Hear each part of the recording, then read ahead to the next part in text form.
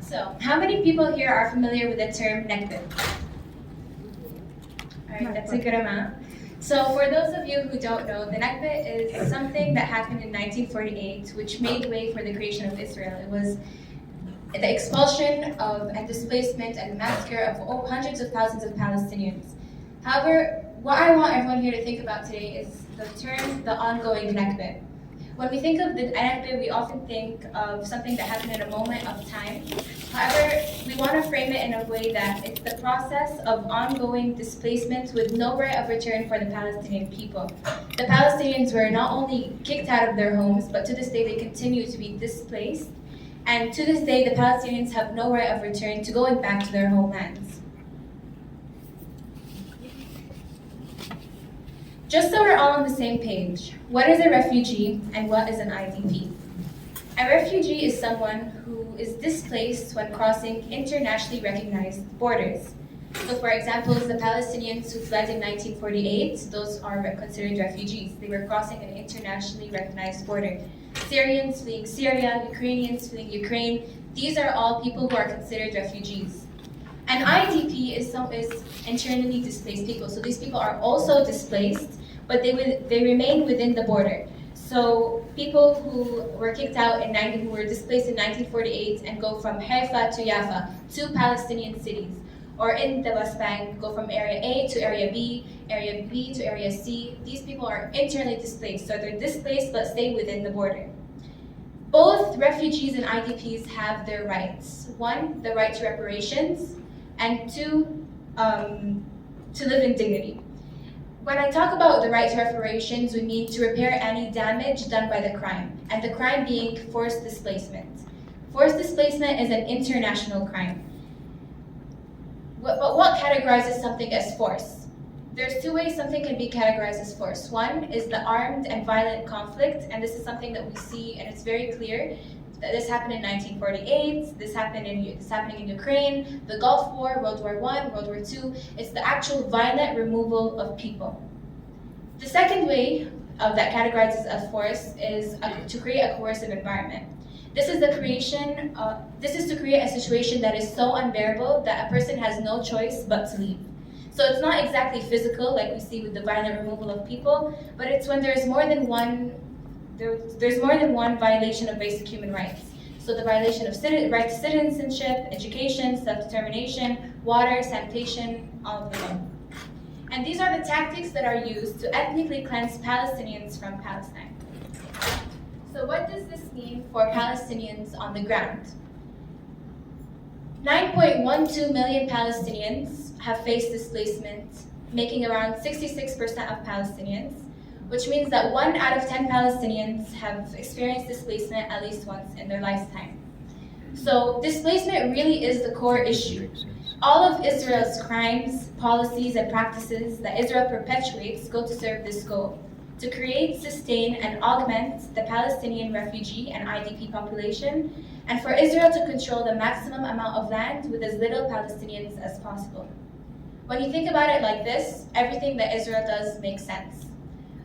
I also want to touch on what makes somebody a refugee. So there's 3 ways that you can become a refugee. One is if you're forced to leave a certain area, and this would count as people like in Ukraine. They're being forced to leave the place that they live because of the war. That's what comes to mind when we think of refugee. However, you can also be a refugee if you choose to leave freely and you want to return, but you are denied entry. An example of this would be my great-grandfather, who would travel back and forth for business between America and Palestine. Until one day he was in Palestine trying to return back to Palestine, and they denied him entry, making him a refugee. The third way is if someone wants to leave but is forced to stay. An example of this would be African American slaves, who not only were forced to leave their place, but also if they wanted to leave, they were not allowed. They were denied, they couldn't leave. So that's how you can become a refugee under international law. And this status is also generational. So the descendants of a refugee are also refugees, making me a refugee, making anyone who falls into any of these categories, their children and their children, a refugee under international law, meaning they have rights. I'm going to touch a little bit on Zionism. Now, I'm not going to be going too much into it, but I think it's important that we talk about it briefly. Zionism was a political ideology born in Europe. It is colonial, it is imperial, and it is secular. It's very important to note that Zionism is not Judaism. And when we talk about or criticize Zionism, that in no means that we are criticizing or talking about the Jewish faith. When we hear things like making the desert bloom, or a land without a people for a people without a land, or the homeland for the Jews, these are all things that we correlate with Zionism. And what happened essentially is that Zionism hijacked Judaism and used it as a justification. Now this justification creates a religious conflict out of the issue, and it really dilutes from the essence of what's happening, which is the displacement of the Palestinian people. And this, although it creates legitimacy, when you hear this, it creates for a legitimate cause, however, this does not mean that it is legal. And this is not the first time that religion was used to justify horrendous acts of people and states in power. We've seen this with Islam, we've seen this with Christianity, and it's just an example of it happening with Judaism. Now, part of Zionism was a series of plans. One of them was Plan Dalet. It was a series of military plans, and its aim was to depopulate Palestinian villages. And this is what I was referring to the Nakba when I first started my presentation. So militias would enter a village, they would force the inhabitants out, and bulldozers would come and raze the village to the ground. And this was to erase any existence of any Palestinian. And it would complicate their return, because where are they going to return to if their homes are bulldozed to the ground? It's like they were never there. You often hear things like, oh, where are the Palestinians going to return? However, this is just another excuse for Palestinians to stay out of Palestine. Palestinians were rounded up and forced to leave certain areas. This is, like I mentioned, the clear and traditional tactic of force. However, there was also strategic massacres that were done. But it's important to know that these massacres didn't happen just for the massacre in itself, but for the impacts that would bring about because of this massacre. So once a massacre happened, the Palestinian villages nearby did not stick around for them to be killed in cold blood, murdered in their homes, but they fled. So because of this creates a coercive environment. So here we see two ways of force. One is the coercive environment and also the violent removal of people. And they are also international crimes.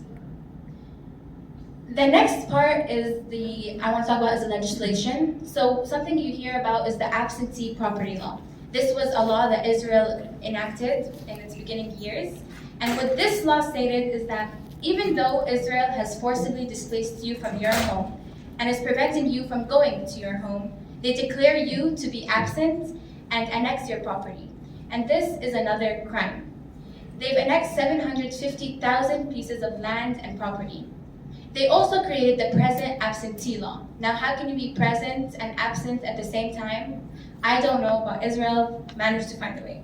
It applied to the IDPs, so people who are still present in Palestine, but not in their places of origin. So what this law said is that even though you are present, I will declare you absent, and your property is now under the custodianship of Israel. Israel was now founded upon 78% of mandatory Palestine, which belonged to the Palestinian refugees and IDP population. And this is what today is recognized as Israel, which Palestinians refer to the land of 1948.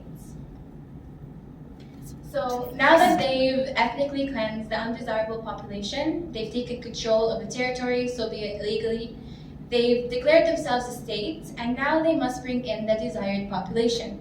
Now this is a very clear tactic of colonialism. But how are they going to bring in the people that they wanted? And this was by creating the law of return. What this law stated was that any Jew from anywhere around the world can return to Palestine. Now there's a very major international crime happening here. Does anyone want to guess what it is? And shout it out. It didn't apply to everybody. Exactly. What this did is it created a superior group, those considered Jews, and an inferior group, Palestinians. So it institutionalized racism into law. Jews can return, but Palestinians cannot. And this comes to play in 1950, meaning Israel has been an apartheid state since 1950, if not before. It is a colonial apartheid regime. It's not just an occupation on Gaza, and it is not just a blockade, an occupation or a blockade on Gaza, which you might hear in the news. This is the reality of Israel, but what does it mean for Palestinians? I'm going to talk about two things. One is the Israeli nationality law. Usually a citizen and a national are one and the same. So if you are a national, if you're a citizen of a country, you're also a national of the country.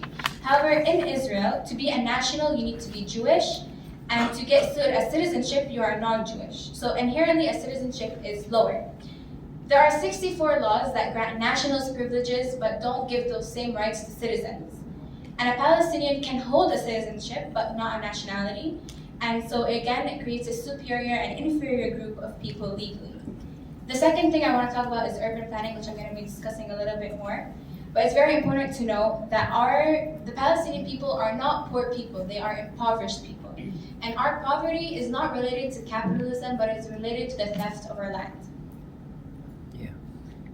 So one of the ways that Israel maintains its dominance and control of the land is through intentionally not developing Palestinian cities. So there's no budgeting on Palestinian cities, and it's all very political and it's all part of settler colonialism. So I met with this lady when I was in Palestine called Fairuz, and she comes of a village of around 3,500 people. The children in Fairuz's village do not have a school, so they need to travel outside the village to go to school. While the smallest Israeli village of around 300 to 400 people will have a school, they'll have a community center, a park, a football court, everything that they need. It is, as you can imagine, a Palestinian city will not have a football court, a park, a community center, anything, or a school, as you can imagine. So this is, again, all systematic and very part of settler colonialism. A Palestinian city is also not allowed to grow. And what do I mean by this? So Fairuz's village in Fahem is surrounded by pine trees and cedar trees, and these are all imported from the J&F Woods, the Jewish National Fund. Now, these trees are planted, the pine trees and the cedar trees I'm talking about, they're non-native to the land, and they actually destroy the land that was once used for crops. And they act as natural barriers, and they prevent communities from growing. And you hear things like proud Zionists who plant trees in the Holy Land, and one of them is our Vice President Kamala Harris. However, it's very important to know that these same trees that are being built are ruining the land, and they're used as natural barriers to prevent Palestinian cities from growing. Any community needs to be developed every 15 to 18 years. This is just to fit the natural growth of a community. People, it's very clear, it's not to fit the natural growth of a community. People get married, they need to build infrastructure, they need to build schools, all of this. However, a Palestinian city is not allowed to grow. Their master plan will not get developed, but every colony, either on or around the Palestinian city, will have a master plan. It will get developed, and it's very, very clear. It's not hidden. If you go to Palestine, you will see how you will immediately know when it's a Palestinian city and when it is a Jewish colony. So what you will see is a Palestinian city, a colony on the west, the woods on the east, an industrial zone on the south, and naturally a Palestinian city cannot grow. As a result, Palestinian communities are strange looking. You'll see the grandparents' original house, and then you'll see floors built on top of it. Since they can't expand outwards, they'll go up. An example of this would be where I come from in Beit Hanina. So to Beit Hanina is just west of Jerusalem. You'll see how to the west they can't expand because the old city of Jerusalem is to the west, and the Israelis are placing a very large military camp to the east, and all around it is all settlements. So as a result, they can't grow nor expand. And a clear example of the discrimination is in the city of Lid, and Lid is actually a city in Palestine, in Israel. And so there's a Palestinian community, and right across the street is a Russian Jewish colony. And in between both of these communities, there's a train track that passes by. The Palestinian one, there has been 8 casualties from children who have been playing around, and the train would come and just, run them over. Right across the street, all I'm gonna do is look right across the other street, and the Russian Jewish colony has built a bridge for them, security measures, and of course, as you can imagine, there are no casualties there.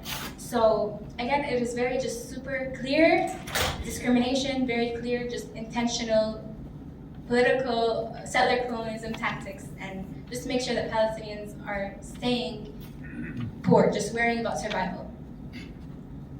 One of the most surreal parts of my trip was going to the wall.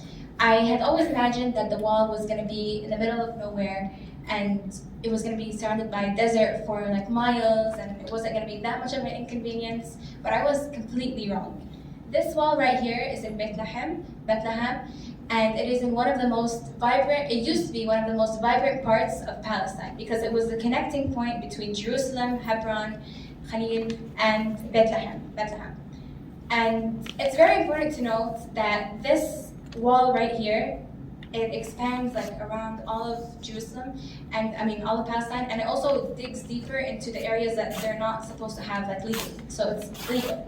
And the separation wall isn't doing any security measures for anybody, because what this wall is doing is it's separating Palestinians from other Palestinians. It's not separating Palestinians from Israelis, it's separating Palestinians from other Palestinians. And the result of that, it's like they're trying to divide and conquer, you know? So like if each Palestinian, depending on where they live, is going through a different experience, and they're disconnected from one another, they can't see each other, they can't really, belong. It's like they're dividing and separating the Palestinians, and it's easier for them to like conquer. However, it's never going to work for the Palestinians, because us Palestinians, we always stick together, we're always united, and no matter what Israel does, like, we're always going to stick together.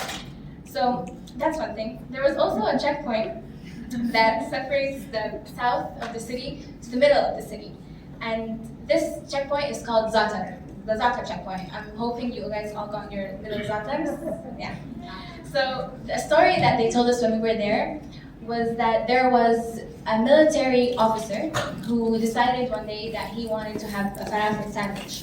So he literally closed that gate that separates the middle of the city from the south of the city, just so he can go get his falafel sandwich. And as you can imagine, the inconvenience, the dehumanization, the oppression that this is all causing, it's really disgusting. My experience with the wall, I remember we were on a bus, and we were with a group of, we had three different like ethnicities, or like kinds of people. We had white people, we had black people, and we had the Palestinians.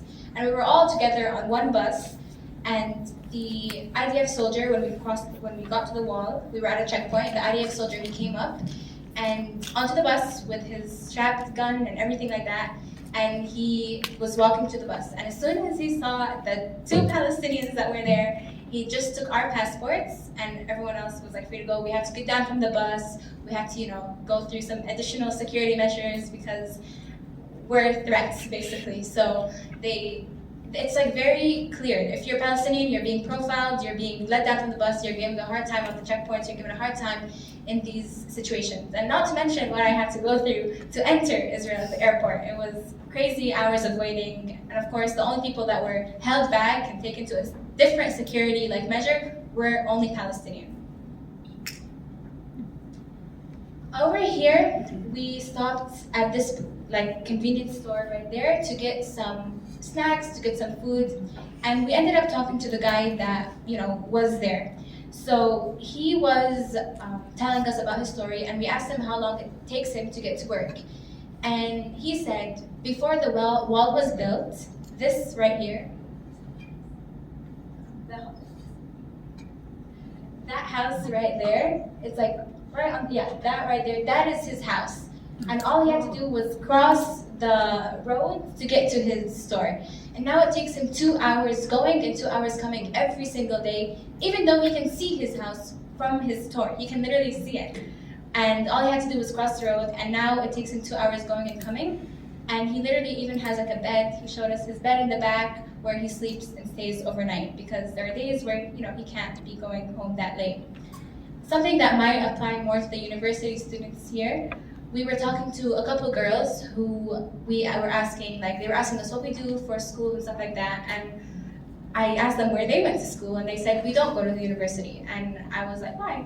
And they said, because their parents are scared. And I was confused why their parents would be scared to send them to university, but it's because they have to cross, depending on where they live, they have to cross through 2 to 3 different checkpoints. And in these checkpoints, women have to face sexual and harassment, physically and verbally. So as a result, parents are just scared to send their kids to jail. There are also videos, I was gonna play it, but it was gonna be too long, of videos of Israeli soldiers harassing 17, 18-year-old girls in these checkpoints. So yeah. Sheikh Jarrah, if you were following the news last year, you might have heard about this city of Sheikh Jarrah. What's happening here is that the Israelis are trying to remove Palestinians from this neighborhood, this specific neighborhood. And they've successfully displaced a couple of families, most recent the Salihiyya family, and they're trying to do the same with the rest of the residents. So how they do this is usually with tactics of intimidation and just like force, again, the idea of creating a coercive environment. A story that I wanted to tell you guys was this man over here. His son is 13 to 14 years old, and he was put under like house arrest after the protests, because you're not allowed to protest in Palestine, in Israel, and he was put under house arrest, and he was only 13 to 14 years old. And there was also 4 to 5 other different youths who were put in house arrest. So his son, his name is Ali, they didn't say for how long his house arrest would be for, and it continued for 8 months. And his parents had to take him to school, they had to drive him back, but he couldn't play outside with the kids, he couldn't do anything for 8 months, until he didn't even violate his house arrest. And the soldiers came to his house at 4 a.m. in the morning, and they arrested him, and he was brutally beaten up during interrogation, and they fined them 1,000 shekels. In this, he even showed us a picture of his son's face bruised up and bleeding, and we were also speaking, I don't know if you guys heard of the 6 terrorist Palestinian organizations that were categorized as terrorist organizations, but this is something so normal for the IDF to take children, interrogate them, and beat them up. Like, it's something that they go through all the time. The settlers also, what they do, they come to these neighborhoods and they walk around with guns and they try and intimidate people, they slash people's tires, they play loud music at night, they knock on their doors. This is something that they have to go through like on a day-to-day basis. Like, it's become something very normal for them. Something else that I saw when I was there was a man, and he was holding little hand's daughter, and a carton of eggs, something very normal. But then strapped around his chest was like this big gun, and he was just walking around very normally, like it was normal. And all I could think was like, how can you do something so normal, like buying eggs, and also carry like a huge gun strapped on you? And if a Palestinian did that, like it would be the end of the world. But yeah. Now we're kind of like reaching outside of Jerusalem. This is the abandoned city of Lifta. Now it's called abandoned, but it's like a really, really bad name to call it abandoned, because this city, it's all empty. There's around 3,000 homes, 600 homes. It used to be home to 3,000 people, but after the Nakba, what I mentioned in the beginning, they all fled. And so if you search it online, it will say it's called the abandoned city of Lifta. But these people, they didn't abandon their homes. Like, they were forced to leave, and they had every intention of coming back. So when we went to this village, these are the pictures on the screen. We went inside homes, and these are like the view from the windows of the houses. As you can see, it's like such a beautiful place to live, a very beautiful place to be. And it was also a very lively place. So there was like a mosque that we visited. Actually, the mosque, they were telling us, the tour guide, how now Israeli settlers go to hang out in this place and party and trash the place. And this used to be a mosque. And he told us how sometimes they'll send Palestinian, like our Muslim youth, who will come and clean up the area, perform a prayer, just to kind of keep the place alive. And we also visited the factory that was there. So again, these are like functioning like civilizations. They weren't like you might hear in the news of like uncivilized, or like all these things that you might hear about Palestinians. Something that really stood out to me here was that when we visited this city, we visited what the residents of Lifta used to call heaven on earth. It was like this really beautiful like walkway with like trees going all around you. There were like figs and berries and like a stream and a pond. Like, we literally saw kids playing, and it was just like a really, really beautiful place. We even just sat there and we talked together for like a couple of moments. And then he broke the news to us that this was the same pathway that the Palestinians, once they heard that there was another city nearby that was massacred, they were using that same pathway to flee, and thinking that they would return. So they had their keys in their hands, thinking that they would return in a couple of months. and they never came back, and they were never able to return.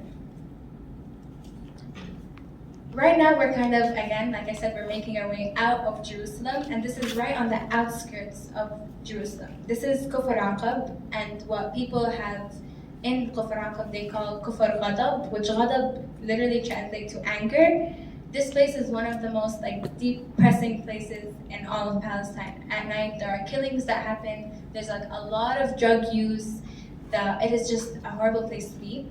One of the things that you might notice is that how tall the buildings are. They call this place the New York City of Palestine because of how tall the buildings are. But these buildings actually, they're built with no building permit. There's no construction company that watches over them. They're kind of just building with no one watching over them. It's just all it's like the land of no law.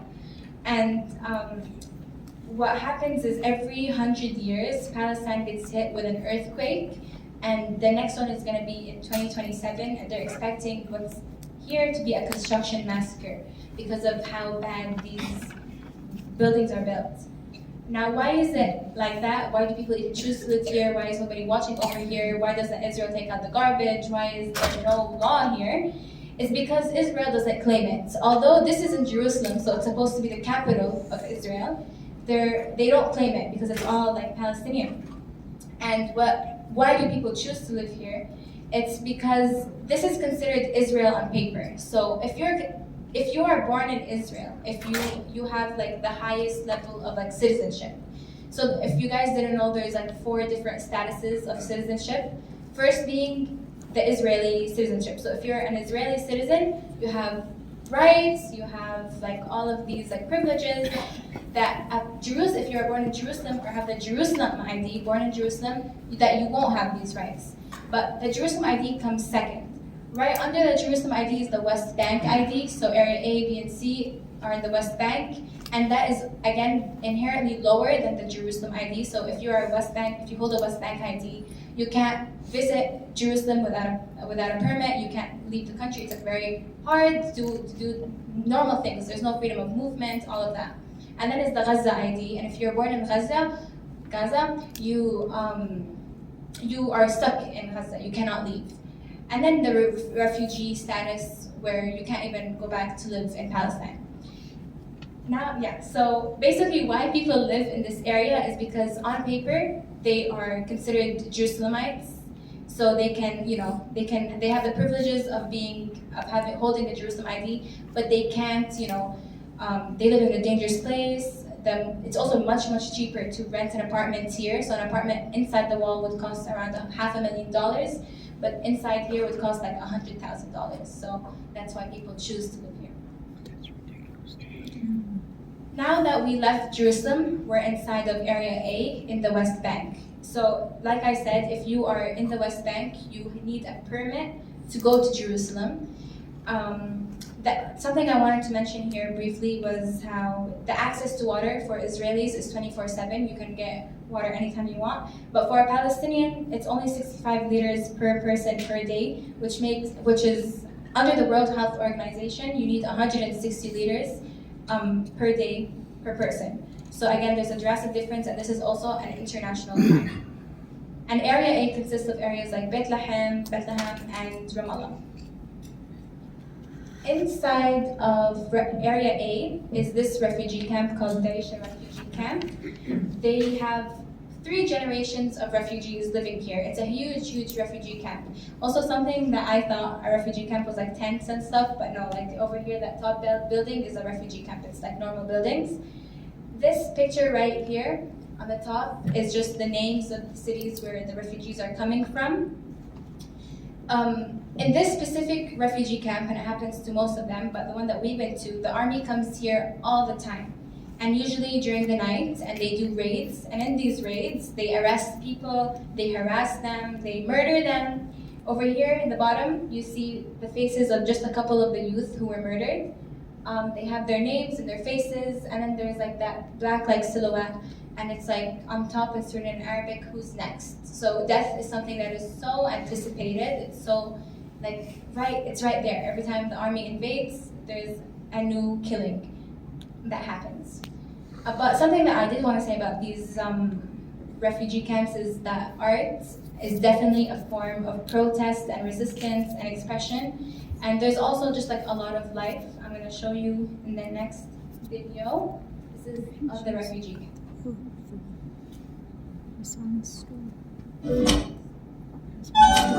إذا فلسطين تحررت بكرة شو راح تسوي؟ كيف؟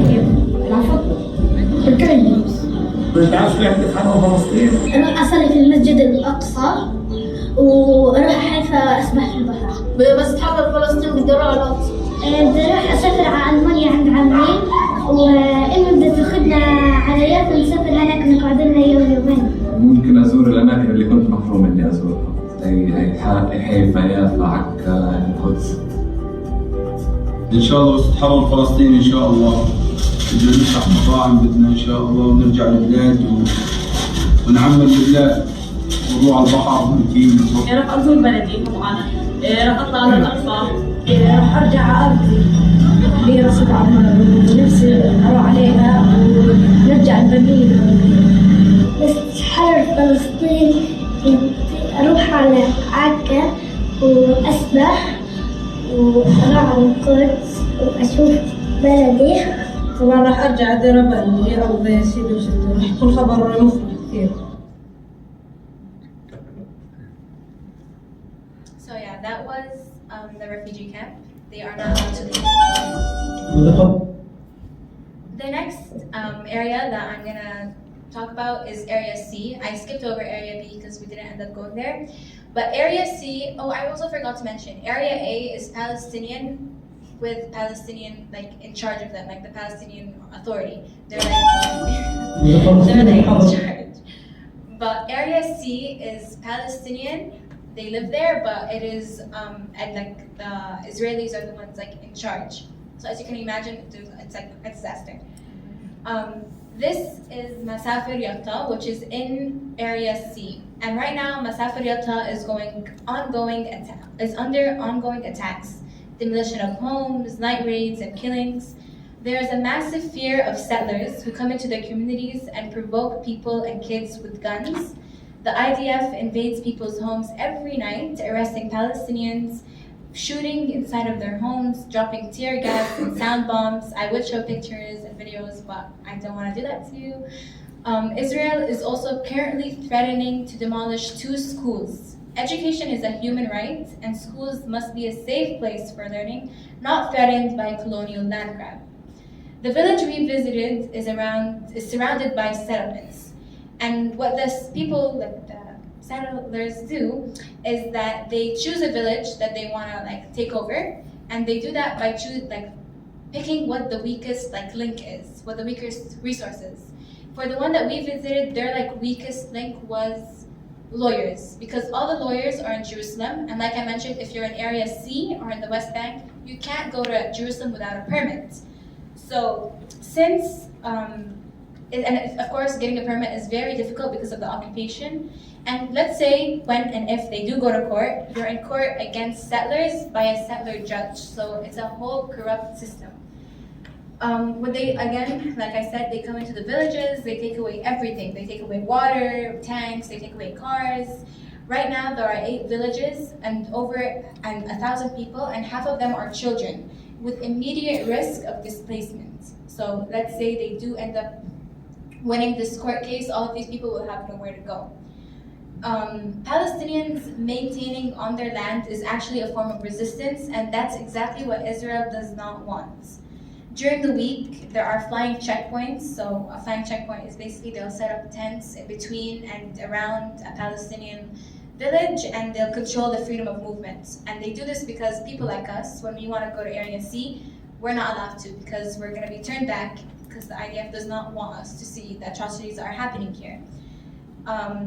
The tanks, they would come through these villages with helicopters and they perform live shootings. Like this area that we visited is on a map, it's considered like a shooting zone. And there's people living here, but it's considered the shooting zone. So they shoot live shootings in between and in villages. And when we were walking, you can see leftover bomb pieces. You'll see people without limbs of their bodies. It's just so scary and sad. and it's all trauma. It's all ethnically cleansing Palestinians, and it's really an unsustainable life to live. I know that I've said like a lot of sad things today, and a lot of things people, me and you, have never experienced and hopefully will never experience. However, something I want everyone to take away here today is that Palestinians are not victims. They are not sad or miserable or lazy or hopeless people. They're Palestinian, meaning they're full of life and love and passion, excitement and laughter and resistance and hope. Every Palestinian I met in Palestine has left an impact on me, whether it be the amazing hospitality like a cup of tea when I entered their store, or the wise words of Ammo making me a falafel sandwich, or the smiles and laughter of Palestinian children that would start a conversation with us just as we were walking in the old city of Jerusalem. It is truly a place full of life, which is why our resistance and our identity will never die down. No matter what Israel does, no matter how many crimes they commit, no matter what hardships and trauma we go through, it is important that we all stay united. We need to come together to stand firmly against racist politics, colonial and imperial practices and regimes. And what we are doing here today is a starting point, because being here on a university campus, speaking on these issues, questioning those in power, educating ourselves and others on the importance of Palestine and its liberation. We each have a responsibility to empower one another in order to make meaningful change. Any sort of Palestinian liberation work is not meant to be something we see changing overnight, not in a month, not in a year. It could be years or even decades before we reach the fruits of our labor. It's important that we also, as Palestinians or supporters of the Palestinian cause, are globally aware of all the different oppression struggles that people go through around the world, to find comrades in solidarity across different movements. I want to thank everybody for being here today. It really, really, really means a lot to me, for me to have this platform to kind of share with you guys, and just for you all to be here to listen. And yeah, thank you.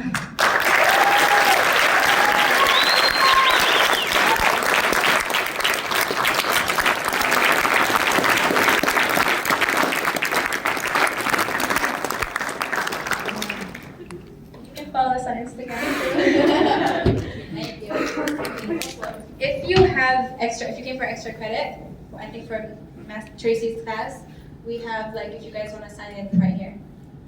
Thank you.